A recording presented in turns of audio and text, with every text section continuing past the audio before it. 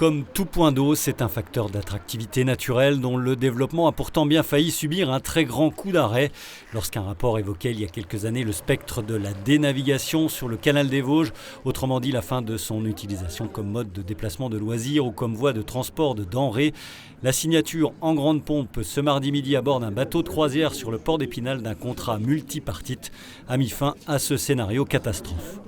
En 2018, quand on a appris que le canal risquait d'être dénavigué, grosse frayeur, grosse inquiétude également. C'était le cas pour 3 autres canaux dans le Grand Est. Mais nous, on imaginait tous les investissements qu'on avait faits. Ce port ici, VNF avait automatisé toutes les écluses.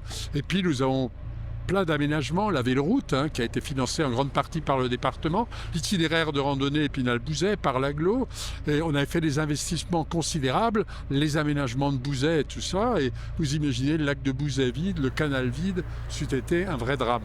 Drame évité donc avec la communauté d'agglomération d'Épinal en sauveur du soldat canal et désigné chef de file de ce contrat du renouveau. Il porte sur 10 ans. L'État, via Voies navigables de France, va y investir 25 millions d'euros pour pérenniser la navigabilité du canal. Les travaux actuels sur Bouzet entrent dans ce cadre-là qui vont permettre d'améliorer la capacité de rétention du réservoir de 3 millions de mètres cubes. La région Grand Est, les départements des Vosges et de Meurthe-et-Moselle ainsi que 4 intercommunalités riveraines des 105 km hors Haute-Saône abondent également à hauteur de 5 millions d'euros, tous persuadés que ce retour en grâce colle à l'époque. Nous sommes intimement convaincus que le renouveau des canaux est devant nous, à savoir que les contraintes climatiques vont nous obliger à changer nos modes de transport. Le canal va revenir à la mode, d'abord parce qu'il est beaucoup plus écologique que le transport routier. Mais les mobilités douces et également les petites lignes ferroviaires vont retrouver vie, j'en suis intimement persuadé. VNF est donc le financeur principal de l'opération, essentiellement basé sur l'accompagnement du développement touristique, mais qui lorgne également, vieux serpent de mer, sur le retour en grâce du fret.